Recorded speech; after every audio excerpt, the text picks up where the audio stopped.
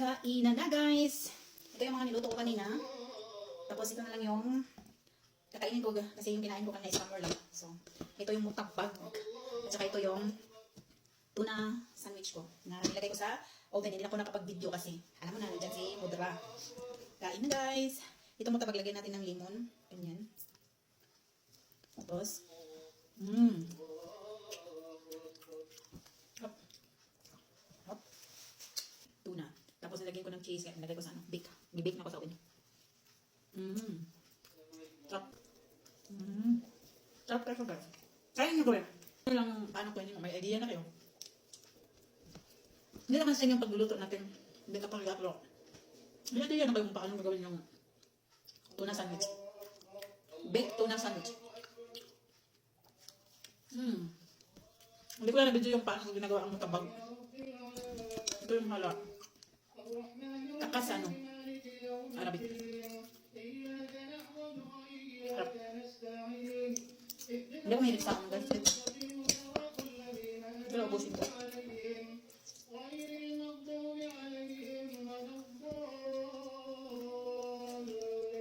Kain guys.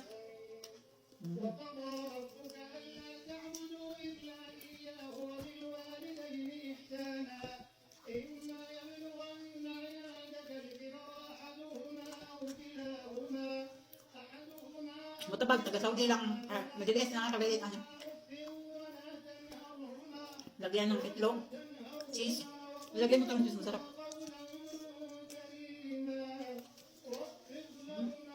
Kaunta kayo. Bana sa pagtrabaho. Lawas sa kapital. Pawala sa umay.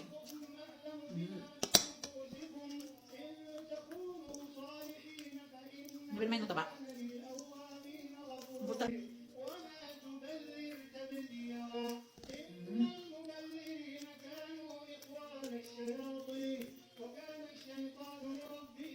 Sarap. Sarap ng tuna guys. Baked tuna sandwich.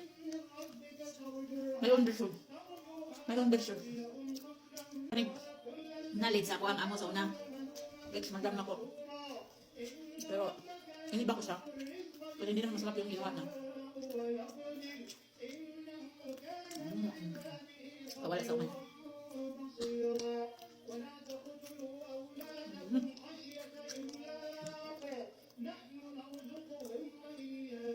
Ay, bibi.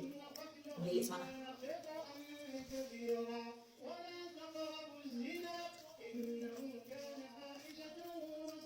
Ay, sorry.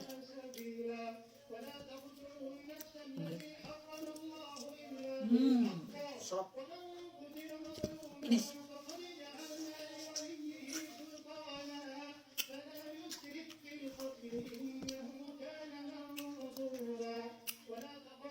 Sarap ng asin.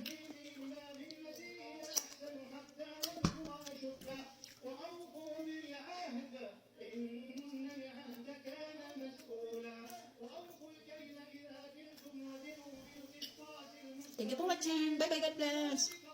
Lagi na matapos ang Ramadan. Huwag niyo isipin yung pagod kasi na pumunta tayo dito kasi magtrabaho. Ang isipin nyo, sahod, nakakain kayo ng maayos, nakatulog kayo ng maayos. Ang trabaho, natural lang yan. Tsaka paswerte lang talaga ang buhay dito sa abroad. Kaya gura-gura lang. Bye bye, God bless. Ingat tayong lahat. Last bite. Ano lang sweet? Grabe. Sarap.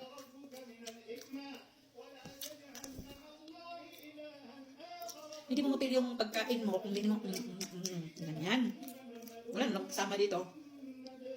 Nama lang sana. Bye. Tubig.